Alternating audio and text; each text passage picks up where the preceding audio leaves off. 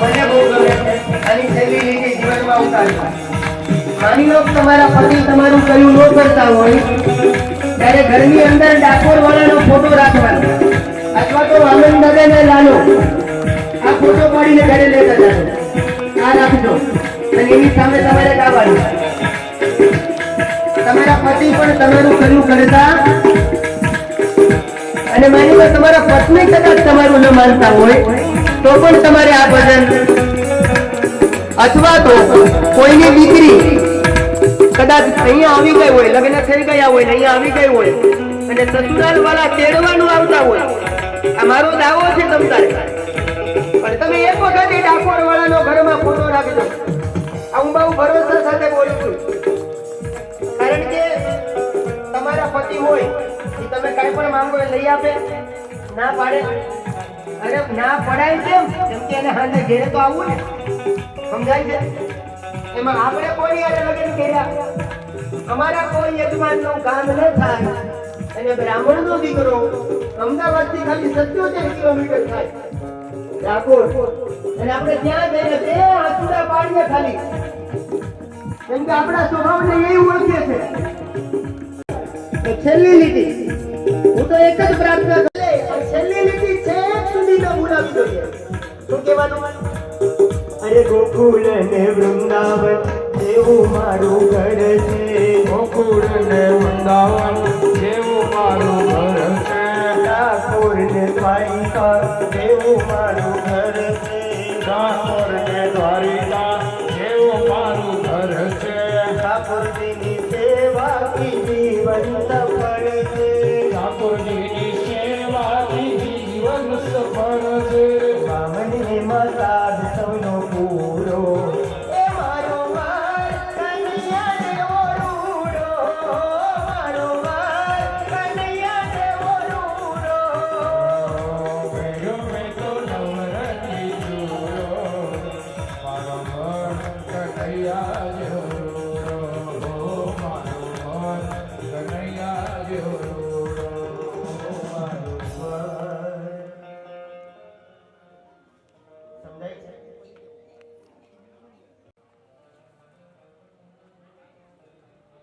માનમાં પણ રાતડીએ બોલે બુલબુલ, એ મારી વેણીમાં ચાર ચાર ફૂલ, કે મારી વેણીમાં ચાર ચાર ફૂલ, અંબોડલે સોહે સુહામણી જો. જેમ તમે લોકો તમારા હૈયાનો હાર એના નિમિત્તે તમે માથામાં સિંદૂર પૂરો અથવા તિલક ટીકો લગાવો અથવા એના નામની તમે વેણી નાખો, એમ બ્રાહ્મણના દીકરાને પણ એવો ભાવ જાગે કે જેને જે કેવું હોય તે ભલે કે, આપણી પણ એક તમન્ના છે પણ હિંમત નથી આવતી. હિંમત ભેળી કરું છું, 4-5 વર્ષથી આવું બોલ્યા કરું છું પણ હિંમત નથી આવતી. પણ એક દિવસ ખબર નથી પરમાત્માને ક્યારે હિંમત આપે, ઈશ્વર જાણે. એક દિવસ આપણે પણ જેમ મીરાબાઈ નૃત્ય કર્યા હતા એમ આપણી પણ ઈ તૈયારી છે વાલા. એક દિવસ પગની અંદર આપણે પણ પગમાં ઘૂઘરા બાંધવા છે, આપણે પણ માથામાં વેણી નાખવી અને કનૈયાને કેવું કે હે કૃષ્ણ, અત્યાર સુધી તે બહુ બધી ગોપી જોઈ પણ આજ આ તારી નાનકડી એવી નવી ગોપી આવી છે, એકવાર એની સામે નજર કર એટલે અમારો જન્મારો સફળ થઈ જાય. ગાવું તો ખરા, ત્યારે પ્રેમ કરો તો ખરા વાલા. એટલા માટે હું એમ કીધા કરું કે વામન દાદાના 2 લગ્ન થયા, એકવાર લગ્ન કરો તો ખરા, આની સાથે લગ્ન લગાડો તો ખરા. તો અહીંયા ગઈકાલે આપણે જે કથા તરફ હતા એના મૂળ પ્રસંગ તરફ આપણે જઈએ, એટલે કે સત્તા, બીજા નંબરમાં સંપત્તિ અને ત્રીજા નંબરમાં વિદવત્તા. આ ત્રણનો ક્યારે અહંકાર કરવો, એક તો સત્તાનો ક્યારે અહંકાર ન કરવો, કેમ કે ઈ છે ને 5 વર્ષ કે 10 વર્ષ માટે જ હોય. આ ઇન્દ્ર છે ને, ઇન્દ્ર નારાયણભાઈ, ઈ એક પદવી છે, પદવી. અલગ અલગ ઇન્દ્ર થયા, જેમ અલગ અલગ વ્યાસ થયા, જેના મેં તમને નામ સંભળાવ્યા, એમ ઇન્દ્ર છે ઈ ખાલી સભામાં માણસે મર્યાદા જાળવવી, માણસને પોતાનો સ્વભાવ એ ઓળખતા આવડવું, સ્વભાવ છે ને વાલા એ પ્રકૃતિગત આવે. હે કૂતરાની પૂંછડી હોય ગમે તેટલી દાંતો તોય સમજાય છે. એટલે આપણે આપણા સ્વભાવથી પર બનીએ, સ્વભાવમાં કંઈક સુધારો લાવીએ. સમજાય છે. તમે જેવું ખાઓ ને એવો જ તમારો સ્વભાવ થાય. જેવું ખાઈએ અન્ન એવું થાય મન.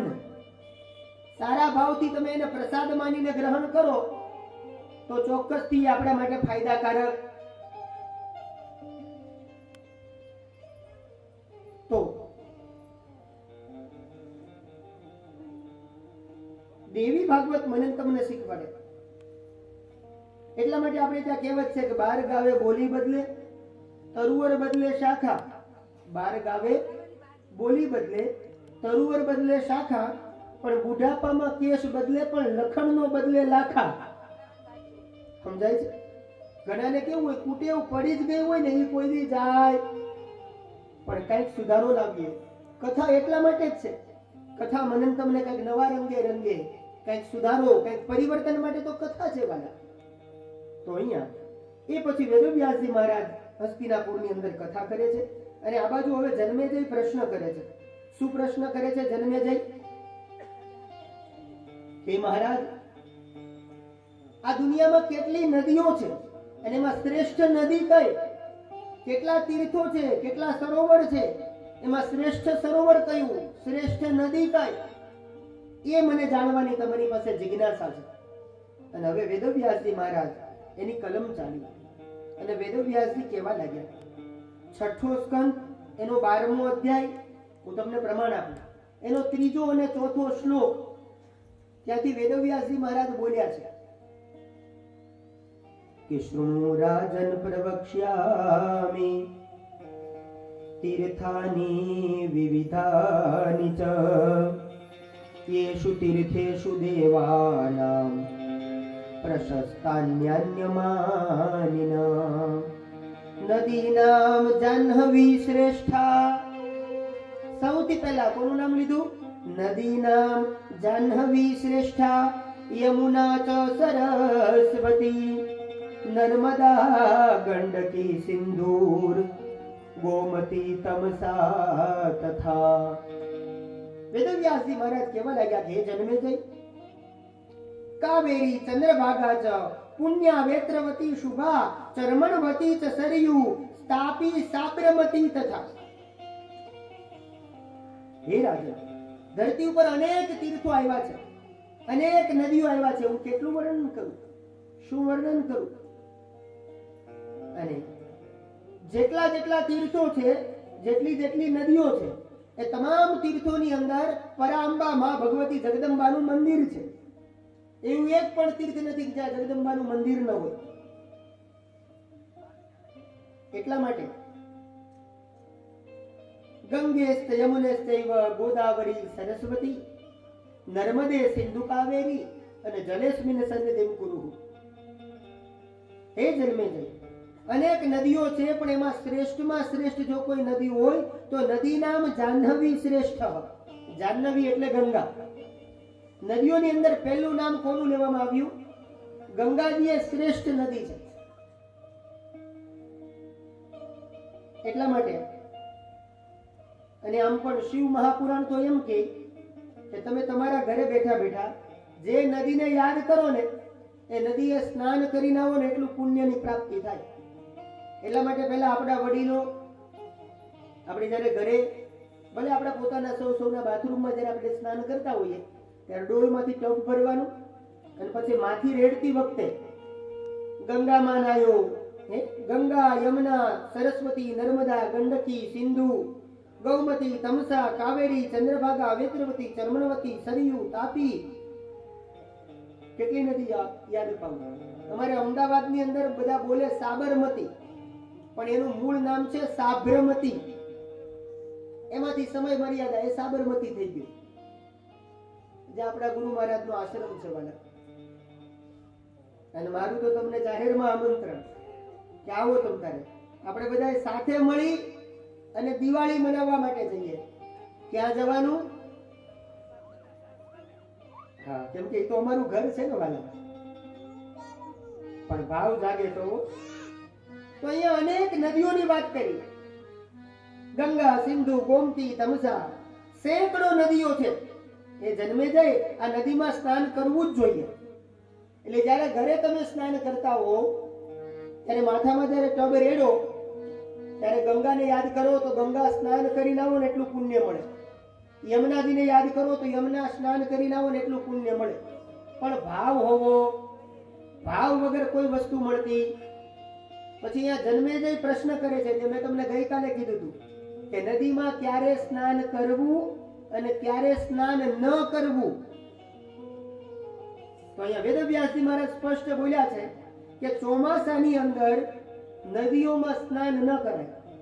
એટલે કે ભાદ્રપદ માસ અને શ્રાવણ માસ અહીંયા 2 મહિનાના નામે આપ્યા છે કે આ મહિનામાં નદીઓની અંદર સ્નાન કરાય. શું કામ ન કરાય? કારણ કે એ સમયે નદી વર્ષા ઋતુનો સમયગાળો હોય એટલે નદી પણ રજસ્વલા ધર્મનું પાલન કરે છે. ખાલી તમે લોકો કરો એવું નહીં. ગઈકાલે આપણે કથા જોઈ ગયા. રુદ્રાસુરને મારવા માટે ઇન્દ્રને જે બ્રહ્મ હત્યા લાગી અને એનો એક ભાગ એને સ્ત્રીઓને આપ્યો, એક ભાગ ધરતીને આપ્યો, એક ભાગ વૃક્ષને આપ્યો અને એક ભાગ નદીઓને આપ્યો. એટલે નદી પણ એ સમયે રજસ્વલા હોય છે. તો ત્યારે સ્નાન કરાય.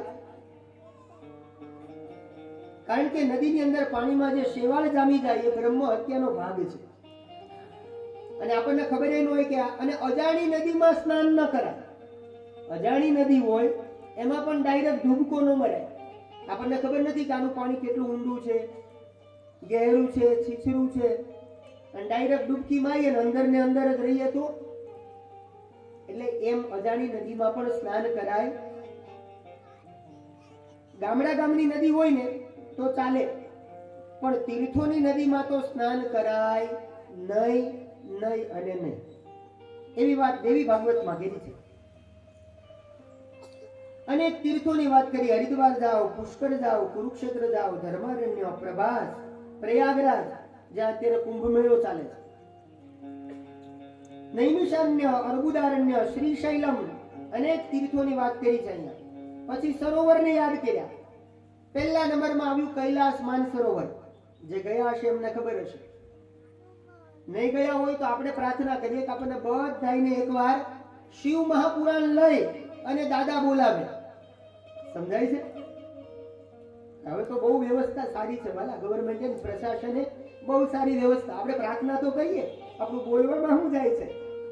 આપણે દાદાને કહીએ કૈલાસ માનસરોવરમાં કે જ્યારે બી બોલાવો ત્યારે શિવ મહાપુરાણ લઈને જ બોલાવજો. એટલે એ બાને ભોળાનાથને પણ એક શિવ મહાપુરાણની અંજલિ બ્રાહ્મણનો દીકરો આપે અને 10 દિવસ સાથે રહેવાનો અવસર મળે. એટલે પહેલું સરોવર કયું? કૈલાસ માનસરોવર. બીજું છે નારાયણ સરોવર. ક્યાં આવ્યું આ નારાયણ સરોવર? ભુજમાં. કઈ જગ્યાએ આવ્યું? આપણું આજનું કચ્છ ભુજ, એ ભુજની અંદર આવ્યું નારાયણ સરોવર. પછી આવ્યું બિંદુ સરોવર. ક્યાં આવ્યું? આજનું સિદ્ધપુર, આપણું ગુજરાતનું સિદ્ધપુર, ત્યાં બિંદુ સરોવર છે. જે ગયા હશે જ્યાં માતૃ શ્રાદ્ધ થાય. માતૃ શ્રાદ્ધ સિદ્ધપુરમાં થાય અને પિતાનું શ્રાદ્ધ ગયાજી કે ત્યાં બિહારમાં થાય. અને ચોથું છે પંપા સરોવર. હવે આ ક્યાં આવ્યું? આ તો તમારી બાજુમાં છે વાલા, એ તો ખબર હોય ને. આહવા ને સાપુતારા ને એ પંથકમાં એ બાજુ આપણે જઈએ ત્યાં કયું સરોવર આવ્યું? પંપા સરોવર. કૈલાસ માનસરોવર સરોવર હોય, શ્રેષ્ઠ બિંદુ સરોવર હોય, અછોદ સરોવર હોય. આવા બધા સરોવરના નામ બતાવ્યા. નદીમાં સ્નાન કરવું. તીર્થની અંદર જ્યારે બી જાઓ તો એ નદીની અંદરથી પહેલા સૂર્યનારાયણ ભગવાનને અંજલિ આપવી અને પછી સ્નાન કરવું. એમને સ્નાન ન કરે. અને ઘણા બધા ભાગ્યશાળી એવા જીવાત્મા હોય કે એ શું કરે ખબર? એ નદીએ ગંગા સ્નાન કરતા હોય તો ન્યાય સાબુ લઈ જાય અને શેમ્પુ લઈ જાય. આવી ભૂલ ક્યારેય કરાય? ત્યાં સાબુ અને શેમ્પુ લઈ જવાય જો સમજાય તો. પણ જો આ રીતે બધી નદીઓનું વર્ણન કર્યું, સરોવરનું વર્ણન કર્યું અને પછી કીધું કે નદીમાં સ્નાન કરવામાં આવે તો અનેક પ્રકારના આપણને પુણ્યની પ્રાપ્તિ થાય. સમજાય છે? એટલા માટે કીધું અન્ય ક્ષેત્રે કૃતમ પાપમ તીર્થ ક્ષેત્રે વિનશ્યતિ, પણ તીર્થ ક્ષેત્રે કૃતમ પાપમ વજ્ર લેપો ભવિષ્યતિ. તમે તીર્થ ક્ષેત્રમાં જેટલું પુણ્ય કરો ને એનું તમને અનંત ગણું ફળ મળે, અને પાપ કરો તો એનું અનંત ગણું ફળ મળે. સમજાય છે? એટલે એ નદીમાં પછી સાબુ અને શેમ્પૂનો ઉપયોગ કરાય, ત્યાં તો એમનેમ નાઈ લેવાય. પણ આ બેઠા હોય ગંગાને કાંઠે, અને છતાં એનું ગંગા સ્નાનમાં જીવ ન હોય, અને ન્યા બેઠો બેઠો અથવા તો ન્યા બેઠી બેઠી આખા ગામને યાદ કરે. બોલો, ન્યા ગયા પછી કોને યાદ કરે? ખાલી ગંગાજીને. આપણે બે જ હોવા જોઈએ વાલા. અને અમુક લોકો જાય હરિદ્વાર, પણ મનમાં જાણે આમ મેળાવડો જામ્યો હોય, ગીતાબેન, સીતાબેન, નીતાબેન શું કરતા હશે. સમજાય છે? એવું નહીં વાલા. જ્યારે જ્યારે નદીમાં સ્નાન કરો તો પ્રેમ હોવો જોઈએ, ભાવ હોવો જોઈએ, લાગણી હોવી જોઈએ, તો તમને તીર્થ સ્નાનનું પુણ્ય મળે. નકર તો ઘેરે નાતા હતા વાલા. સમજાય છે? તો વેદવ્યાસજી મહારાજ કહેવા લાગ્યા કે તીર્થની અંદર આપણને ભાવ હોવો જોઈએ, પ્રેમ હોવો જોઈએ. એમાં એક દાદા એ તીર્થમાં, અને આમ પણ કોઈ પણ જગ્યાએ તમે સ્નાન કરવા માટે જાઓ ને વાલા, તીર્થયાત્રા કરીને આવો એટલે કંઈ પણ માણસે નિયમ લેવો જોઈએ. કોઈ પણ તીર્થમાં સ્નાન કરો અને ઘરે આવો એટલે માણસે કંઈક ને કંઈક નિયમ લેવો કે આજથી હવે હું આ નહીં ખાઉં. શું કહેવાય એ તમે જાણો છો, એ આપણો વિષય નથી. તમાકુ, બીડી, સિગારેટ, એવું કંઈક નિયમ લેવો જોઈએ. આજથી હવે નહીં ખાઈશ. એટલે ખાવાની કઈ તાણ પડી છે? આ ફળોનું સર્જન કેમ કર્યું? ફળોનું સર્જન એના માટે બ્રહ્માંડ પુરાણ વાંચો ક્યારેક. જે રોજ હરિઓમ બ્રહ્માંડ પુરાણમાં એવું લખ્યું છે નારાયણભાઈ કે જે રોજ જમ્યા પછી એક ફળ ખાય ને, એક ફળ તમને જે પ્રિય હોય, પણ ઋતુ પ્રમાણે ફળ ખાવા, ત્યાં એવો શબ્દ વાપર્યો છે કે જમ્યા પછી જો ઋતુ પ્રમાણે એક ફળ ખાવ તો આખી જિંદગી જીવો ત્યાં સુધી કોઈ દી પેટનો દુખાવો ન થાય. એટલા માટે તો ફળોનું સર્જન કર્યું છે. પીવાની હું કઈ તાણી પડી છે? સારા સારા જ્યુસ નો પીએ વાલા, પણ તો ઈ મૂકીને પડે આમ આમ જવાનું મૂકીને આમ જાય. સમજાય? તમે કહેતા હો તો બે પંક્તિ સંભળાવું. આ બેનડીઓ છે ને, બેનડીઓ એક લગ્ન ગીત ગાય છે. અને હું લગ્ન ગીતમાં હું ગાય કે મોર જાજે ઉગમણે દે, મોર જાજે આચમણે દે, મોર જાજે ઉગમણે દે, મોર જાજે આચમણે દે, દેવળ તો એ જાજે વેવાયો ને માનવે હોરાત, વડ તો જાજે વેવાયુને માંડવે હોરા. આ બેનો એ મોર ને ઉગમણો ને આથમણો, મોર જાજે ઉગમણે દેશ અને મોર જાજે આથમણે દેશ. આ બે જગ્યાએ મોર ને શું કામ મોકલ્યો? જેટલું મને સમજાય એટલું હું કહું છું. એક બાજુ આવ્યું દીવ ને એક બાજુ આવ્યું દમણ. હા, થોડુંક અત્યારે સમજાય, થોડુંક ઘેર ગયા પછી સમજાય. કેમ બીજી કોઈ દિશા જ નથી આવડતી? ન્યા મોકલશો તો આ મોર ઘેર પાછો આવશે? राम क्यों तुझे मैं देने से पहले बता दूं बड़ी तल्ख होती है पीने से पहले. આવું આવું આપણને શીખવાડે પાછું. સમજાય છે? કાંઈક તો સુધરો મારા વાલા, કાંઈક તો સમાજ ઉન્નતિના માર્ગે આવે. હું તમને કહેવા એમ માંગુ છું, આ તો ખાલી એક હાસ્ય અને વિનોદ સાથે તમને સમજાવું છું કે જ્યુસ પીવો, પાઇનેપલ, ચીકુ, આમ બોલીને એટલે મોઢામાં પાણી આવી જાય, એવું લાગે કે દાદા આજ ઘરેથી લઈને આવ્યા લાગે. સમજાય છે?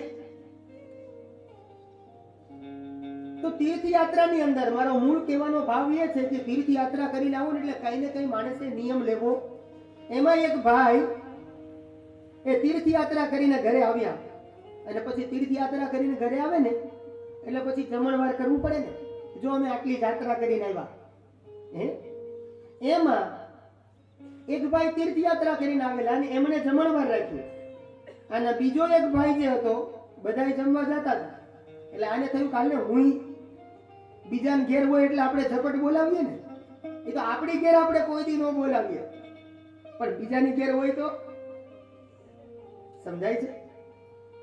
એટલે આ ભાઈએ જમણવારનું આયોજન કર્યું. બીજો ભાઈ ત્યાં જમવા માટે આવ્યો, પણ જ્યાં જમણવાર આવ્યું ને એટલે ભોજનની અંદર શીરો સરસ મજાનો બનાવ્યો હતો, સત્યનારાયણ ભગવાનનો મહાપ્રસાદ. અને જ્યાં શીરો જોયો એટલે આ ભાઈના મનમાં વિચાર આવ્યું કે લે, મેં તો બાધા લીધી છે, મેં તો શીરાની બાધા લીધી છે, અને શીરો ભાયા પછી હવે પાછું રહેવાતું નથી. કરવું હું કે હું તીર્થમાં ગયો તો મેં તો બાધા લીધી છે કે હું શીરો ખાઈશ. અને આ બાજુ બધા એની થાળીમાં શીરો આવ્યો એટલે બધાય તો તરત, અને આ બિચારો વિચાર કરે શીરો ખાવો છે પણ લીધી છે બાધા, કરે હું. એટલે એની બાજુમાં જે ભાઈ બેઠો હતો એને કીધું કેમ મૂંઝાનો? બોલે તમે બધા શીરો ખાવ છો, મારે શીરો ખાવો છે પણ મેં તો બાધા લીધી છે. ત્યારે એનો બાજુવાળો એને શું કે ખબર? બાધા લીધી એને કેટલા દી? કે હજી તો 5 જ દિવસ થયા છે બાધા લીધી એને. કે તો તારી બાધા કાચી કહેવાય, એ કાંઈ પાકી થોડી કહેવાય. અને તારે શીરો ખાવો છે? તો પેલો કે હા મારે ઝપટ બોલાવી છે. ભાલ્યા પછી મને રહેવાતું? તો કે મારી પાસે એક મંત્ર છે, મંત્ર. મારી પાસે એક મંત્ર છે, હું તને મંત્ર આપું, તું એ મંત્ર બોલ અને પછી શીરામાં ઝપટ બોલાવ. એટલે પેલો તો રાજી થઈ ગયો કે તું તારું પછી ખાજે, પેલા મંત્ર બોલ, કર શરૂ. અને પેલા એ શીરા માટેનો મંત્ર આપ્યો છે, તમારે જોવે.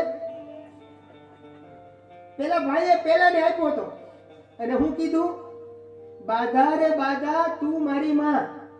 હું કીધું એને કે તું આવું બોલ કે બાધા રે બાધા તું મારી માં, શીરા ઉપરથી ઉડીને દાળ ભાત ઉપર જા. અને પછી ઓલાને કીધું હવે ઝપટ બોલે. ઓલો કે જામ પીરસવા વાળા આવ્યા ને, આ ડોલમાં શીરો હતો. ઓલો કે ભાઈ ડોલ અહીંયા મૂકી દો, હવે તો બાધા પૂરી થઈ ગઈ ને, આગળની લાઈન માટે બીજી ડોલ લેતા આવો. અને ઝપટ બોલાવી, એક ડોલ શીરો ખાઈ ગયો. બોલો, એની ના નહીં. રોટલી દાળ ભાત, અરે રોટલી શાક ખમણ ઈ બધું અલગ. આ તો શીરો જ એક ડોલ ઉલાડી ગયો. હવે વિચારો શીરો કેવો થયો છે. પછી ધીમે ધીમે કરતા આવ્યા દાળ ભાત. દાળ ભાત ભાત વગેરે તો ભોજન પૂરું થાય નહીં. હવે કરવું હું? હવે આને ભાત નહીં ખાવા. અને જ્યાં ભાત આવ્યા એટલે એને બાજુવાળાને કહેલા આ તો ભાત આવ્યા, હવે શું કરવું? કે પણ તારે હજી બાધા લીધી એને ક્યાં વર્ષો વીતી ગયા, હજી મૂળ 5 દી થયા તારે બાધા લીધી એને. તો બોલે હવે મારે તો ભાતે ખાવા છે. એ કે પણ મારી પાસે બીજો એક મંત્ર છે, તારી બાધા સ્થિર થઈ જાય ને, સ્થિર, એવો મારી પાસે મંત્ર છે. એ કે તું બીજી બધી વાત રહેવા દે, મંત્ર શરૂ કર એટલે હું ભાતમાં ઝપટ બોલાવું. અને આ માણસ પાછો એને મંત્ર શીખવાડે છે. જુઓ, સ્થિર કરવાનો મંત્ર કે બાધા રે બાધા તું મારી માં. હું શીખવાડે છે બાધા રે બાધા તું મારી માં, ભાત ઉપરથી ઉઠીને જ્યાં હતી ત્યાં ત્યાં સ્થિર થઈ જા. સમજાય છે? અને પછી તમે વિચારો આને કેટલા બાઉલ ભાત ખાધા હશે એ તમે નક્કી કરજો. પણ બને ત્યાં સુધી તીર્થયાત્રામાં જઈને આવો ને વાલા, એટલે કઈક નિયમ લેવા પડે. નિયમ ઘણા લોકો એમ કે હું તીર્થયાત્રા કરીને આવ્યો ને દાદા એટલે મેં મૌન ધારણ કર્યું, મૌન, કે હવે હું મૌન વ્રત ધારણ કરું છું. પછી આપણે એને પૂછીએ કે મૌનનો સમય શું રાખ્યો છે, તો આ ડાયો પાછો એનો સમય બતાવે અને એમ કે રાતના 12 થી સવારના 6 વાગ્યા સુધી આપણે, એટલે એમાં આખી દુનિયા મૂંગી હોય ત્યારે એમાંય બોલવું. સમજાય છે? આમ નહીં. કથા મને તમને શીખવાડે કે તીર્થયાત્રા કરવા માટે જાઓ ને, મનનો જે કઈ મેલ હોય એ ઘરે મૂકીને પછી જવું જોઈએ વાલા, તો કથા ઉગે. અને આ બાજુ સૂતજી મહારાજ શૌનકાદિકોને કહે છે, વેદવ્યાસજી મહારાજ જન્મેજયને કહે છે કે તીર્થ જે છે, કેટલા તીર્થ છે. હવે અહીંયા એક બહુ મજાનો શ્લોક છે, એ સમજાવું પછી આગળ વધું. શ્લોક હૃદયમાં ઉતારજો. અનેક પ્રકારના તીર્થોના નામ મેં તમને ગણાવ્યા, પણ અહીંયા શ્લોક બહુ મજાનો છે. સત્યમ તીર્થમ, ક્ષમા તીર્થમ, તીર્થમ ઇન્દ્રિય નિગ્રહ, તીર્થાનામ અપી તત્તીર્થમ, તીર્થમ આર્જવમેવ ચ. આ સરસ મજાનો શ્લોક છે કે સત્યમ તીર્થમ, પહેલા તો માણસે જીવનમાં ક્યારેય ખોટું બોલાય. જે માણસ એના જીવનમાં વારંવાર ખોટું બોલે ને, એટલે એનાથી નુકસાન શું થાય? બુદ્ધિની અધિષ્ઠાત્રી દેવી સરસ્વતી, તમે એક વાર, બે વાર, ત્રણ વાર ખોટું બોલો ને એટલે તમારી બુદ્ધિ સૂઈ જાય. અને બુદ્ધિ સૂઈ જાય એટલે આપણી બુદ્ધિ ખોટા રસ્તે જાય, ગલત કામ કરે, ગલત નિર્ણયો કરે. અને બુદ્ધિ નો હોય આપણે શું કહીએ એ તમે નક્કી કરજો. એટલે સત્યમ તીર્થમ, જે વ્યક્તિ સત્ય બોલે ને તો એને તીર્થમાં સ્નાન કરીને આવે ને એટલું પુણ્ય મળે. જીવનમાં ક્યારેય કડવું બોલવું, આપણે આગળ કથા સાંભળી ગયા ઉતથ્ય. ઉતથ્ય એ આગળ જોઈ ગયા તમે કે એક મૃગને મારવા માટે થઈને શિકારી આવતો હતો અને એને પૂછ્યું કે તમે જોયો? તો એને જવાબ બહુ સરસ આપ્યો છે ઉતથ્યએ કે આંખ જોવે છે પણ એની પાસે વાણી નથી, અને વાણી બોલે છે પણ એની પાસે આંખ નથી, એટલે મને ખબર નથી. સમજાય છે? આને આવડત કહેવાય, આને ચતુરાઈ ભર્યો જવાબ કહેવાય. સત્ય બોલવું પણ એટલું પણ સત્ય, સત્યમ બ્રુયાત પણ પ્રિયમ બ્રુયાત. બીજાના હૃદયને ક્યારે ઠેસ પહોંચે એવું પણ બોલવું. પણ સત્ય સમાન આ દુનિયામાં કોઈ મોટું તીર્થ નથી.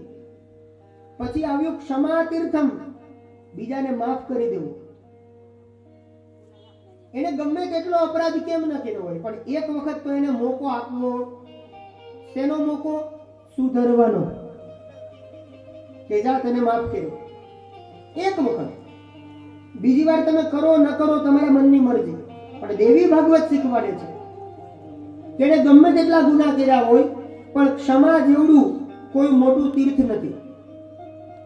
એટલા માટે કૃષ્ણ મૂર્તિનું એક બહુ મજાનું વાક્ય છે, ભૂલ કરો ખૂબ કરો.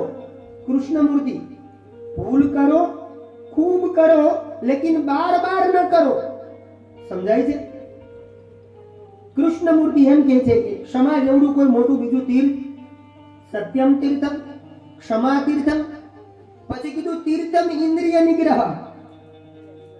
જે દિવસે તમે વ્રત રહ્યા હો ને વાલા, જે દિવસે ગઈકાલે 11 હતી, આજે 12 છે, પારણા જેને કર્યા હોય એને આજે પણ આપણે શણગાર મનોરથ કરવાનો છે.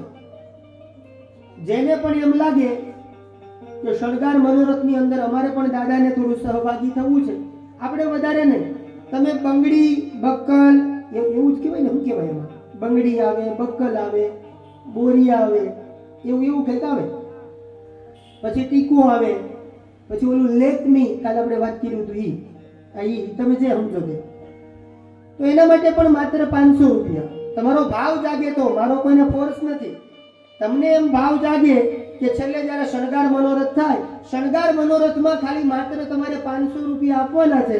અને 500 રૂપિયા તમે એટલા માટે આપો છો કે જો તમે ભગવતીને અને ભગવાનના જીવનને શણગારશો, તમે ભગવતીને અને ભગવાનના જીવનને તમે શણગારશો તો ભગવતી ને ભગવાન તમારા જીવનને શણગારશે, શણગારશે અને શણગારશે. હૃદયમાં ભાવ જાગે તો અહીંયા આવી અને પિયુષ દાદા પાસે નામ લખાવજો. આપણે છેલ્લે શણગાર મનોરથ ભવ્ય કરવાનો છે. તો અહીંયા કીધું તીર્થમ ઇન્દ્રિય નિગ્રહ, કે ઇન્દ્રિયોનું ઈચ્છાનું દમન કરવું જોઈએ તીર્થમાં જાવ ત્યારે. એટલે કે 5 જ્ઞાનેન્દ્રિય, 5 કર્મેન્દ્રિય, મન, બુદ્ધિ, ચિત્ત અને અહંકાર. જેને પણ એમ લાગે કે અમારે ઇન્દ્રિયોનું ઈચ્છાનું દમન કરવું છે તો એને ઇન્દ્રિયો ઉપર વિજય મેળવતા આવડવું. કારણ કે 11 આવે ને, અમુક લોકો 11 એટલા માટે કરે, ઈ રાજી થઈ ગયા. 11 એટલે 11 પ્રકારના રસ ખાઈને રહેવાતી તિથિ, એનું નામ 11. ઘણા આવી રીતે 11 કરતા હોય, એના માટે 11 નથી. 11 એટલા માટે છે કે એ દિવસે ભગવાનનું ભજન થાય ને બારસના દિવસે પારણા થાય. એટલે તમારા હૃદયમાં જો ભાવ જાગે કે દાદા જે ગૌશાળા બનાવે છે એમાં એક 500 રૂપિયાની આહુતિ આપણી પડે, તો આજે બારસના દિવસે પારણા એવા ભાવથી, અથવા તો જગદંબાના જીવનને શણગારવાના ભાવથી, અથવા તો ઠાકોરજીના જીવનને શણગારવાના ભાવથી આપણે પણ વધારે નહીં એક આહુતિ આપણે તરફથી હોવી. તો અહીંયા પછી કીધું તીર્થાનામ અપિ તત્તીર્થમ તીર્થમ આર્જવમેવ ચ. જેનું હૃદય કોમળ હોય, બીજા પ્રત્યે સારી ભાવના હોય, એવો માનવ એ પોતે તીર્થ સ્વરૂપ છે. અને નદીએ જ્યારે સ્નાન કરો, સવારમાં ઘરે જ્યારે સ્નાન કરો, ત્યારે આપણા વડીલોએ આપણને શીખવાડ્યું છે કે આટલા વ્યક્તિનું નામ લેવામાં આવે અને પછી જો સ્નાન કરવામાં આવે તો આપણને ઘરે બેઠા બેઠા એ તીર્થનું પુણ્ય મળે. કેટલા લોકો કે પુણ્ય શ્લોકો નલો રાજા. બહુ સરસ મજાની દેવી ભાગવત વાત કરે છે કે ઘરે જ્યારે સ્નાન કરો ત્યારે કોને કોને યાદ કરવા. પુણ્ય શ્લોકો નલો રાજા, પુણ્ય શ્લોકો યુધિષ્ઠિર, પુણ્ય શ્લોકા ચ વૈદેહી અને પુણ્ય શ્લોકો જનાર્દન. ઘરે જ્યારે સ્નાન કરતા હો ત્યારે નળ રાજા, નળ દમયંતી, એ નળ રાજાને યાદ કરવામાં આવે, યુધિષ્ઠિર મહારાજને યાદ કરવામાં આવે, સીતા માતાને યાદ કરવામાં આવે, અથવા તો કૃષ્ણ ભગવાનને યાદ કરવામાં આવે. આટલા વ્યક્તિને યાદ કરી અને જો માથે પાણી રેડી અને સ્નાન કરવામાં આવે તો ચોક્કસથી તમને પુણ્ય મળે મળે અને મળે. એટલા માટે આપણા ઋષિ મુનિઓએ મને તમને શીખવાડ્યું, રાત્રે જ્યારે માણસ સૂઈ જાય, સવારમાં વહેલા ઉઠીએ એટલે આપણે શું કરવાનું? ઉઠતા વેત શું કરવાનું? પહેલા કે કરાગ્રે વસતે લક્ષ્મી, કર મૂલે સરસ્વતી અને કર મધ્યે તુ ગોવિંદ, પ્રભાતે કર દર્શનમ. કર એટલે હાથ. પ્રભાતે કરાગ્રે વસતે લક્ષ્મી. કરાગ્રે એટલે અગ્રભાગમાં લક્ષ્મીનો વાસ છે. કર મૂલે સરસ્વતી, મૂળમાં માં સરસ્વતીનો વાસ છે. અને કર મધ્યે તુ ગોવિંદમ, કરના મધ્ય ભાગમાં, વચ્ચેના ભાગમાં ગોવિંદ કે તો સાક્ષાત ભગવાન નારાયણનો હાથ છે. એટલા માટે પ્રભાતે કર દર્શનમ. પણ ઘણા લોકો શું કરે? પ્રભાતે કર દર્શનમ નો કરે, પ્રભાતે કફ દર્શનમ. ઈ જ્યાં સુધી નો આવે ને, ચાય ચા દેવી અને ટાઈમસર લેવી. ઘણા તો પછી આવું બોલ બોલ, આ ચાય નથી પીધી ને એટલે આમ કેમ મૂડ નથી આવતું. એટલે તારે મૂડ ચા આવે તો તને મૂડ આવે નહીં. મારું તમારું શાસ્ત્ર મને તમને શીખવાડે. કરાગ્રે વસતે લક્ષ્મી, કર મૂલે સરસ્વતી, કર મધ્યે તુ ગોવિંદ અને પ્રભાતે કર દર્શન. આપણા સંતો ને આપણી ધરોહર મને તમને. એના પછી જ્યારે ધરતી માટે પહેલો પગ મૂકો, ધરતી ઉપર પહેલો જ્યારે પગ મૂકો ત્યારે પણ સંતોએ મને તમને શીખવાડ્યું કે સમુદ્ર વસને દેવી, પર્વતસ્તન મંડલે, વિષ્ણુ પત્ની નમસ્તુભ્યમ અને પાદ સ્પર્શ ક્ષમસ્વમે. ધરતી ઉપર જ્યારે પહેલો પગ મૂકો ને ત્યારે પણ એ ધરતી માને વંદન કરવા, ત્યારે પણ એ ધરતી માને પગે લાગવું. આપણે આવી રીતે કરતા. પછી જ્યારે તમે રસોઈ બનાવો, એક વાત શીખવાડું પછી આગળ વધું. જ્યારે તમે તમારા રસોડામાં, એક તો પેલા દરેકના રસોડામાં માં અન્નપૂર્ણાનો ફોટો હોવો જોઈએ. પછી તમારી મરજી, રાખો તોય ભલે, ન રાખો તોય ભલે. એટલે માં અન્નપૂર્ણામાં એને આપણે એનું નામ લઈને, ચાલો કદાચ ફોટો ન મળે તો એનું નામ લઈ અને પછી રસોઈની શરૂઆત કરવી. અને ત્યાં પણ જ્યારે આપણને ભૂખ લાગે તો ભગવદ્ ગીતા કહે છે જમવા બેસો ત્યારે શું કરવું પડે? અહમ વૈશ્વા નરો ભૂત્વા પ્રાણીનામ દેહમાશ્રિતઃ પ્રાણઃ પાન સમાયુક્ત પચામ્યન્નં ચતુર્વિધમ. ભગવાન એમ કહે છે કે જમવું એ તારો અધિકાર છે. જમવું, કેટલું જમવું એનો આપણને વિવેક હોવો જોઈએ ને. જમવું એ તારો અધિકાર છે, પણ પચાવવું એ મારું કામ છે. સમજાય છે? એ તો એની દયા હોય તો પચે, નગર તરત લેવી પડે ને. એ આપણો અધિકાર, પણ ઊંઘ તો એની દયા હોય તો જ આવે, બાકી ઊંઘ આવતી હજી ઘણા ગણાને નથી આવતી બોલો. પછી જીએસટી હોય તોય ભલે અને નોટબંધી થઈ ગઈ હોય તોય ભલે, ઈ પછી ઘણાને નથી આવતી હો. કેમ કે જ્યારે લખાવાનું કહીએ ત્યારે કઈ દીધું ન હોય, ગોદડા નીચે હંતાડી રાખ્યા હોય અને પછી ખબર પડે કે લે 500 ની બંધ થઈ ગઈ, 2000 ની બંધ, અને આ બે બંધ થઈ જાય કે આ મારું હંતાડેલું બધું વાપરશે કોણ? સમજાય છે? તો 4 પ્રકારની વાનગી તું જે ખાઈશ, ખાદ્ય, ભગવદ્ ગીતા કહે છે ખાદ્ય, પેય, લેય અને ચોસ્ય. આ 4 પ્રકારની વાનગી ભગવાન એમ કહે છે કે હું એનું પાચન કરું છું. એટલે પરમાત્મા અન્ન જળ પ્રકાશ મને ને તમને આપે છે. નદીમાં સ્નાન જ્યારે કરો તો એનો આપણને વિવેક હોવો. અને ઘણા લોકો નદીમાં સ્નાન કરવા માટે જાય ને, પણ ભાવ કેવો હોય? ભાવ એનો સારો હોતો. ઘણા લોકો એટલા માટે યાત્રા કરવા માટે જાય, શ્રીખંડ, પૂરી અને પાતરા માટે યાત્રા નથી. શ્રીખંડ, પૂરી અને પાતરા માટે યાત્રા નથી, તપની માત્રા વધે એટલા માટે યાત્રા છે. અને જ્યારે આપણે એવું કરતા, એટલા માટે હું હંમેશા ઘણીવાર એવું ગાયા કરું કે યાત્રામાં આપણે જઈએ તો શું કરાય? વિવેક તો હોવો જોઈએ ને. તો આપણે પણ, મારે પણ તમને શીખવાડવું છે. જેના હૃદયમાં આ ભજન પૂરું થાય, જેના હૃદયમાં ભાવ જાગે, એને અહીંયા આવી અને ખાલી માત્ર 500 રૂપિયા લખાવવાના થાય છે. જેના હૃદયમાં ભાવ જાગે એને આપણે શું કહેવાનું?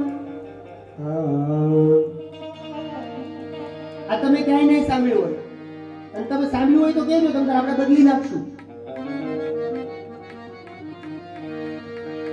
કે હરવા ફરવાને ગયા મોજો ઉડાડવા, હરવા ગયા મોજ ઉડાડવા, હરવા ફરવાને ગયા મોજો ઉડાડવા, હરવા હરવાને ગયા મોજ ઉડાડવા, ખાવા શ્રીખંડ પૂરી પાતરા રે, પૂરી પાતરા રે, પછી ક્યાંથી ફળે એની જાતરા રે, પછી ક્યાંથી ફળે એની જાતરા રે.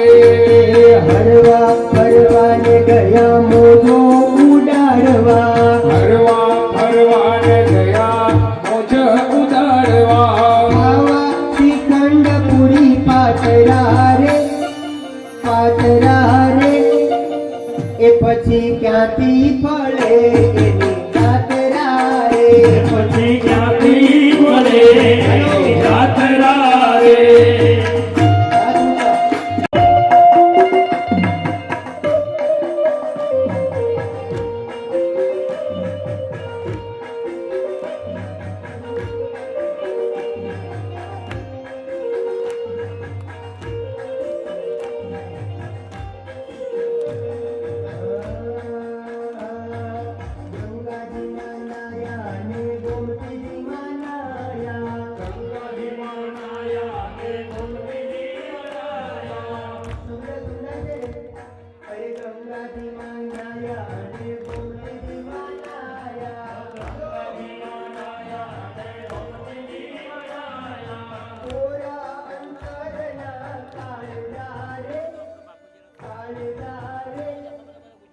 પાતરા રે, પાતરા રે, પછી ક્યાંથી ફળે એની જાતરા રે, પછી ક્યાંથી ફળે જાતરા રે.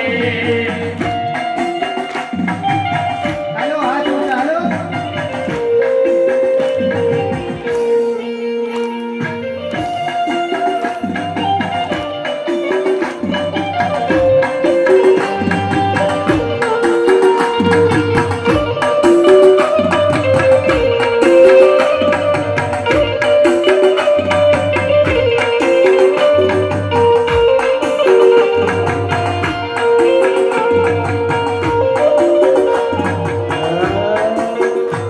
સમજતા જાજો અને ગાતા જાજો. આપણે તીર્થમાં જઈએ પછી શું કરીએ કે વાતો વાતોમાં ગયો અવસર મજાનો, વાતો વાતોમાં ગયો અવસર મજાનો, વાતો વાતોમાં ગયો અવસર મજાનો, વાતો વાતોમાં ગયો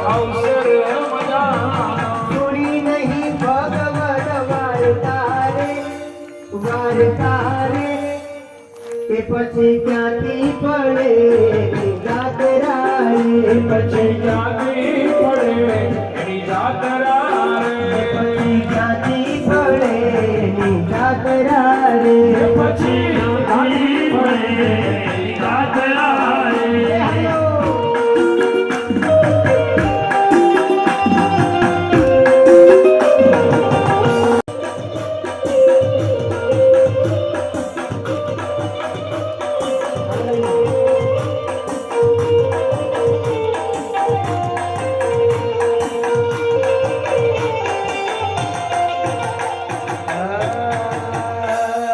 ભક્તિનું ભાતું ભર્યું નહીં ભાવતી ભક્તિનું પાતું તો ભર્યું નહીં ભાવતી ભક્તિનું ભાતું તો ભર્યું નહીં ભાવતી ભક્તિનું પાતું તો ભર્યું નહીં ભજનની માતરા રે માતરા